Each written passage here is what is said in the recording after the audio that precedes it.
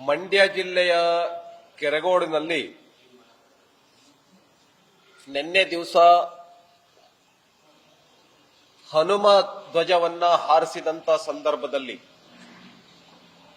108 ಅಡಿ ಕೇಸರಿ ಧ್ವಜ ಹನುಮ ಧ್ವಜವನ್ನ ನಮ್ಮ ಹಿಂದೂ ತರುಣ ತರುಣಿಯರು ಗ್ರಾಮ ಪಂಚಾಯತ್ನ ಅನುಮತಿಯನ್ನ ಪಡೆದುಕೊಂಡು ಕೆರಗೋಡಿನಲ್ಲಿ ಧ್ವಜವನ್ನ ಹಾರಿಸಿದ್ದಾರೆ.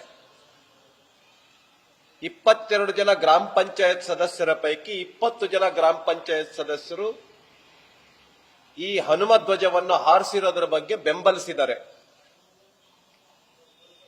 ಸರ್ಕಾರ ಏಕಾಏಕಿ ಆ ಧ್ವಜವನ್ನ ಇಳಿಸಲಿಕ್ಕೆ ಕ್ರಮ ಕೈಗೊಂಡಾಗ ಅದನ್ನ ವಿರೋಧಿಸಿದಾಗ ಲಾಠಿ ಚಾರ್ಜ್ ಆಗಿದೆ.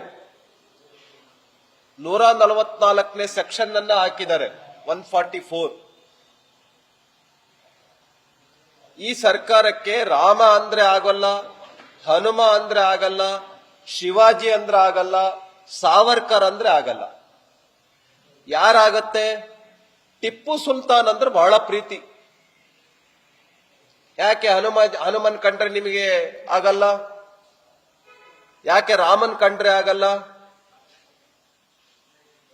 ಮತಾಂತರ ಮಾಡಬೇಡಿ ಅಂತ ಹೇಳಿದ್ರೆ ಇವ್ರಿಗೆ ಆಗಲ್ಲ. ಗೋಹತ್ಯೆ ನಿಷೇಧ ಕಾನೂನನ್ನ ಜಾರಿಗೊಳಿಸಿ ಅಂತ ಹೇಳಿದ್ರೆ ಇವ್ರಿಗೆ ಆಗಲ್ಲ. ಒಟ್ಟು ಹಿಂದೂಗಳು ಅಂದ್ರೆ ಆಗಲ್ಲ ಇವರಿಗೆ. ಹಿಂದೂಗಳ ಹಬ್ಬವನ್ನ ವಿಜೃಂಭಣೆಯಿಂದ ಆರ್ಸಕ್ ಬಿಡಲ್ಲ, ಗಣಪತಿ ಉತ್ಸವಕ್ಕೆ ಪರ್ಮಿಷನ್ ಕೊಡಲ್ಲ.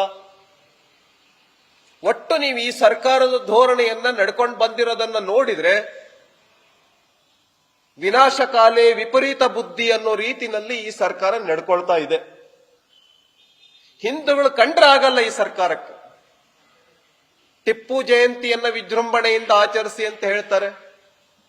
ಮತಾಂತರ ನಿಷೇಧ ಕಾನೂನನ್ನ ಇವರು ವಿಜೃಂಭಣೆಯಿಂದ ಜಾರಿಗೊಳಿಸಕ್ ಬಿಡೋದಿಲ್ಲ. ಹೀಗೆ ಈ ಸರ್ಕಾರ ಹಿಂದೂಗಳು ಕಂಡ್ರೆ ಆಗಲ್ಲ. ಅದರೊಳಗೂ ಕೂಡ ನಮ್ಮ ರಾಜ್ಯದ ಮುಖ್ಯಮಂತ್ರಿಗಳಿಗೆ ತಿಲಕ ಹಚ್ಕೊಂಡು ಬಂದ್ರೆ, ಕುಂಕುಮ ಹಚ್ಕೊಂಡು ಬಂದ್ರೆ ಆಗಲ್ಲ, ವಿಭೂತಿ ಹಚ್ಕೊಂಡ್ ಬಂದ್ರೆ ಆಗಲ್ಲ. ರಾಮನ ದೇವಸ್ಥಾನಕ್ಕೆ ಯಾಕೆ ಹೋಗ್ಬೇಕು ಅಂತ ಕೇಳುತ್ತೆ ಈ ಸರ್ಕಾರ. ಅದಕ್ಕೆ ಸರ್ಕಾರ ಕೂಡಲೇ ಮಂಡ್ಯ ಜಿಲ್ಲೆಯ ಕೆರಗೋಡಿನಲ್ಲಿ ಏನು ಧ್ವಜವನ್ನ ಇಳಿಸಿದರೆ ಮತ್ತೆ ಆರಿಸೋದಕ್ಕೆ ಅವಕಾಶವನ್ನ ಕೊಡಬೇಕು. ಇಲ್ಲ ಅಂತ ಹೇಳಿದ್ರೆ ಭಾರತೀಯ ಜನತಾ ಪಾರ್ಟಿ ಅಲ್ಲಿ ಕೆರಗೋಡಿನಲ್ಲಿ ಧ್ವಜವನ್ನ ಹಾರಿಸೋದಕ್ಕೆ ನಮ್ಮೆಲ್ಲ ಕಾರ್ಯಕರ್ತರಿಗೂ ನಾವು ಕರೆ ಕೊಡಬೇಕಾಗತ್ತೆ ಆ ಜಿಲ್ಲೆನಲ್ಲಿ ಅನ್ನುವಂತ ಎಚ್ಚರಿಕೆಯನ್ನ ಈ ಸರ್ಕಾರಕ್ಕೆ ನಾವು ಕೊಡ್ತಾ ಇದ್ದೇವೆ.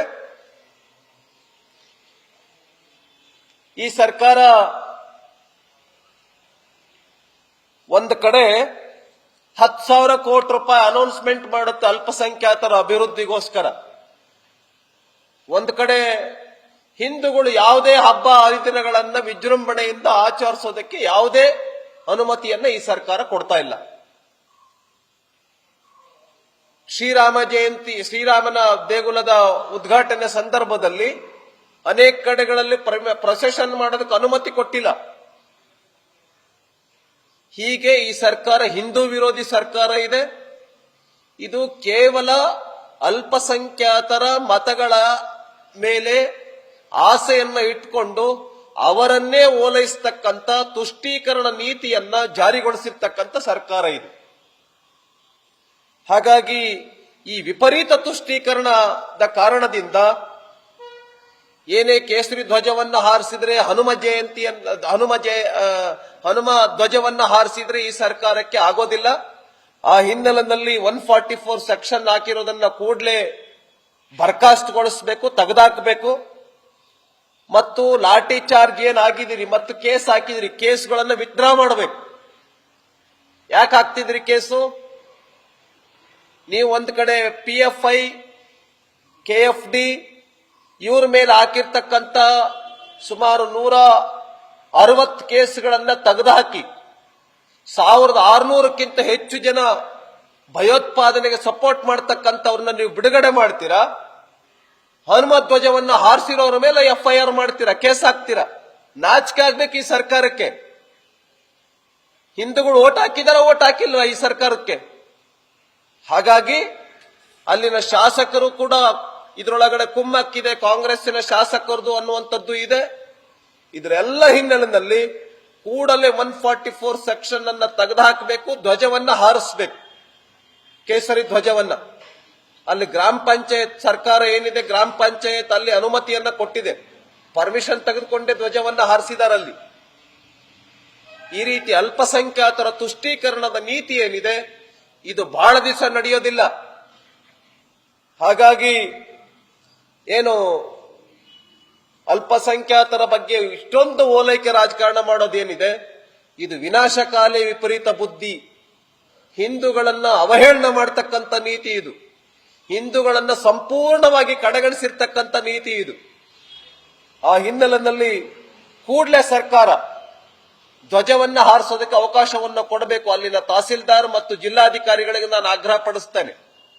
ಅಲ್ಲಿನ ಕೇಸ್ಗಳನ್ನ ಕೂಡಲೇ ವಿಡ್ರಾ ಮಾಡಬೇಕು. ಅವ್ರ ಮೇಲೆ, ನಮ್ಮ ಕಾರ್ಯಕರ್ತರ ಮೇಲೆ, ನಮ್ಮ ಹಿಂದೂ ತರುಣ ತರುಣಿಯರ ಮೇಲೆ ಆಗಿರ್ತಕ್ಕಂಥ ಕೇಸ್ಗಳನ್ನ ವಿಡ್ರಾ ಮಾಡಬೇಕು ಅಂತ ಆಗ್ರಹ ಪಡಿಸ್ತೇನೆ. ಏನ್ ಚಿತ್ರದುರ್ಗದಲ್ಲಿ ಶೋಷಿತರ ಸಮಾವೇಶ ನಡೀತಾ ಇದೆ, ಒಂದ್ ಕಡೆ ಶೋಷಿತರ ಸಮಾವೇಶ ಮಾಡ್ತೀರಾ, ಅಲ್ಪಸಂಖ್ಯಾತರಿಗೆ ಮಾತ್ರ 10,000 ಕೋಟಿಯನ್ನ ಅನೌನ್ಸ್ಮೆಂಟ್ ಮಾಡ್ತೀರಾ. ಇಷ್ಟು ವರ್ಷ ಶೋಷಿತರಿಗೆ ಏನ್ ಮಾಡಿದಿರಿ? ಹಾಗಾಗಿ ಶೋಷಿತರಿಗೂ ಕೂಡ 10,000 ಕೋಟಿ ರೂಪಾಯಿ ಅನೌನ್ಸ್ಮೆಂಟ್ ಮಾಡಬೇಕು ಅಂತೇಳಿ ಈ ಸಂದರ್ಭದಲ್ಲಿ ಸರ್ಕಾರವನ್ನು ನಾನು ಆಗ್ರಹ ಪಡಿಸ್ತೇನೆ. ನ್ಯೂಸ್ ಫಸ್ಟ್, ನಿರ್ಭೀತಿಯಿಂದ ನಿಮ್ಮ ಪರವಾಗಿ.